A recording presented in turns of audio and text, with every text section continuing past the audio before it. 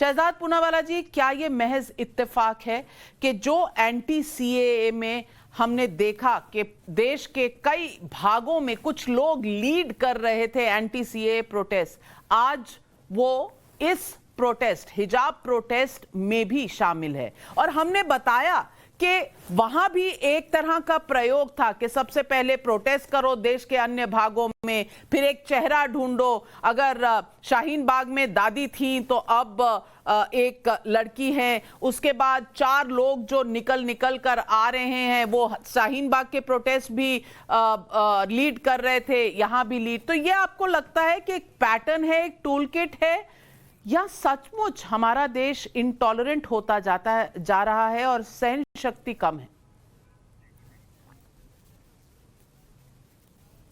देखिए, हिजाब के पीछे लगी है जो आग, उसके पीछे सियासी वोट बैंक का हिसाब किताब, इसलिए यूनिफॉर्म के नाम पर मिस इन्फॉर्म करके बनाया विवाद। और ये वही सारे लोग हैं, ये वही सारे कलाकार हैं, ये वही सारे एक्टर्स हैं जिन्होंने पहले भी इसी तरीके की अदाकारी अलग अलग चीजों में की है।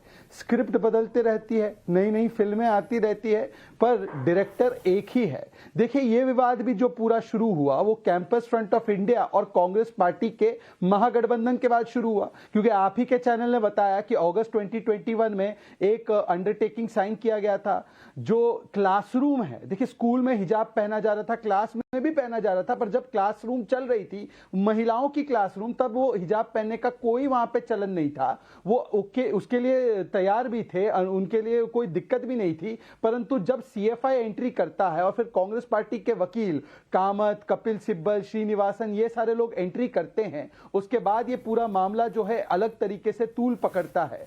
अब देखिए, कोर्ट ने कह दिया, हाई कोर्ट ने कह दिया है कि इस पे जब तक सुनवाई चल रही है तब तक रिलीजियस ड्रेस कोड नहीं पहना जाएगा। 2 बार हाई कोर्ट ने कहा, 2 बार सुप्रीम कोर्ट ने इनको लथाड़ा है। फिर भी आज जिस प्रकार से मालेगांव में एक बड़ी रैली आयोजन करने के लिए उनको मौका दिया जाता है, हजारों लोगों को तैयार किया जाता है, अलग अलग देश के हिस्सों में तैयार किया जाता है। तो मैं पूछना चाहता हूं आज कि ये सहयोग नहीं, प्रयोग नहीं, ये वोट बैंक का उद्योग है। और ये वोट बैंक का उद्योग इस प्रकार से कि केरल में जब वही सरकार यही कदम उठाती है तब इनका सेकुलरिज्म खतरे में नहीं आता। जब केरल में मुस्लिम एजुकेशन सोसाइटी 150 मुस्लिम स्कूलों में हिजाब को बैन कर देती है, तब इनका कोई सेकुलरिज्म खतरे में नहीं आता। आज जो कहते हैं कि विकल्प होना चाहिए, चले मान लेते हैं विकल्प होना चाहिए, तो मुझे एक बात बताइए, यहाँ पे जो मौलाना बैठे हैं कादरी साहब, इनसे पूछिए कि जो स्टेट फंडेड मदरसा है, अगर वहां पर कोई बेटी जीन्स पहनकर जाना चाहती है तो उसके विकल्पों का सम्मान करेंगे। शाह बानू से शायरा बानू, जिनको ये शेरनी नहीं कहते हैं, जब उनके पास मेंटेनेंस से लेकर 3 तलाक के खिलाफ कानून का एक विकल्प था तो उसका संविधान ने एक उनको विकल्प दिया था, तो उसका गला घोटने का काम इन्हीं तरीके के कट्टरपंथी मौलाना ने क्यों किया था और इन्हीं तरीके के कट्टरपंथी तो मौलाना कादरी साहब से फिर पूछ लेते हैं ना। मौलाना कादरी साहब जवाब दीजिए। शहजाद पूनावाला पूछ रहे हैं कि शायरा बानू के लिए आपका दिल नहीं रोता, मुस्कान के लिए रोता है। अच्छी बात है, उसके लिए रोना चाहिए, पर स्कूल और कॉलेज में ये विवाद जरूरी है क्या? मैडम, पहला सवाल आप ही से मेरा है कि आप बिंदी लगाई है ना अपने माथे पर? मैं स्कूल में नहीं लगाई है ना? मैं स्कूल में नहीं हूँ, ना कॉलेज में हूँ। ना सुनिए, लगाई है ना? नहीं, पर मैं स्कूल में नहीं हूँ। आप मुझे पता है, मैं जानती हूँ आप क्या सवाल पूछ रहे हैं, लेकिन मैं स्कूल में नहीं हूँ। मैं बाहर, स्कूल के बाहर हूँ। मैं स्कूल की पढ़ाई नहीं कर रही हूं। मैं बिंदी लगाऊं, मैं कोई और कपड़े पहनूं, इस पे कोई पाबंदी नहीं है। और हिजाब पहनकर हमारे साथ सईदा फलक साहिबा बैठी है हिजाब पहनकर, टीवी पर कोई मनाही नहीं है, उनको बैठी है वो, और बहुत शान से बैठी है वो भी स्कूल में नहीं है, मैं भी स्कूल में नहीं हूँ। आप अगला ये वाला आर्ग्यूमेंट जो है आपका, ये विफल हो गया। आप एक और ट्राई कर लीजिए, एक बार और ट्राई कर लीजिए। आपको सेकंड चांस देती हूँ, आपको सेकंड चांस देती हूँ। मेरी बिंदी जो है उसका स्कूल से कोई लेना देना नहीं है। बताइए, आगे बताइए। आप स्टूडियो में है ना, ठीक है। अब एक काम करते हैं कि जितने भी हमारी हिंदू बहनें कॉलेजेस में, स्कूल्स में आती हैं, क्या वो बिंदु लगा कर आएगी या बिंदी निकाल कर आएगी? बिल्कुल निकाल कर आएंगी। जितनी टीचर्स बिंदी का वो अपनी मांग में और सिंदूर बिंदी भर के का आएगी कम से कि कम सिंदूर भर के नहीं मैं आएगी। आपको इसका जवाब बता दीजिए। दूं, मैं आपको बताना चाहती हूं, मौलाना राहुल साहब, बिहारी शायद हिंदुओं के बारे में आपको पता नहीं, बिंदी जो है वो शादी के बाद अगर आप कहें तो शायद धर्म का हिस्सा है, शादी से पहले वो फैशन का हिस्सा है। ना ना तो ना, आप अगर आप बोलेंगी तो बात बदलने वाली नहीं है ना। अगर कोई क्यों? बिंदी लगाती है क्यों? तो ये समझने आता क्यों? है क्यों? कि शी बिलोंग्स टू हिंदुइज्म। ये बात क्लियर हो जाती है। नहीं, बिल्कुल फैशन के बिल्कुल तौर पे ऐसा नहीं कुछ लगाई नहीं है। जाती। बहुत आप बोले या ना बोले, धार्मिक पहचान लेकिन और सारी यूनिफॉर्म दुनिया में तो यही अंतर समझती है। ना। सारी मौलाना दुनिया तो यही साहब, मानेगी मौलाना कि साहब she स्कूल belongs to गए हैं कभी? Hinduism। स्कूल गए वो हैं या हिंदू है। मदरसे से ही गुजारा किया है? ना, ना, नविका जी, ऐसे मैं नहीं बोलूं? होगा। क्या बोल रहे हैं? आप गिरे तो गिरे, टांग ऊंची नविका बात जी, कर रही मुझे है। बोलने दीजिए। ना ना मोहतरमा जी, आऊंगी आपके पास। मौलाना साहब बोल रहे हैं, उसके बाद अरे, आप भी बोलिएगा। ठीक है, कोई नहीं सुनिए भागा बात। जा रहा कहीं। सुनिए मैडम, मैं ये आपसे महिलाओं बड़े की ही बिंदी के आदर पीछे साथ क्यों पड़ आपसे गए? बात मौलाना जी ये बताओ अर्ज ना, कर रहा हूं मदरसे में मैं। जीन्स पहन सकते हैं मैं क्या? आपसे बड़े ही उससे कह रहा हूं अरे कि मौलाना देखिए, जी, बिंदी हिजाब जो है बिंदी के पीछे भागना हमारा छोड़ो, अपना मदरसे constitution में जीन्स right है। अलाउड है क्या? बोल दो। अरे इनको खामोश बिठाओ, ये बच्चियां जीन्स BJP पहनकर के जाना सदा- चाहती है शहजाद मदरसे, को भी तो अलाउड है खामोश क्या? बैठने के लिए जीन्स पहनकर क्या मदरसा बोलेंगे? जाने देंगे अरे बच्चियों भाई को? साहब, ऐसा है। शहजाद पूनावाला आपसे पूछ रहे हैं, जीन्स पहनकर बच्चियां मदरसा बताइए। जा सकती हैं? देखिए मैडम, अगर कोई लड़की पहनना चाहे तो उसके इख्तियार की बात है। इस्लाम के प्रैक्टिसेस में जो काम है, जो लड़की करना चाहती है, उसको आप लोग क्यों रोक रहे हैं?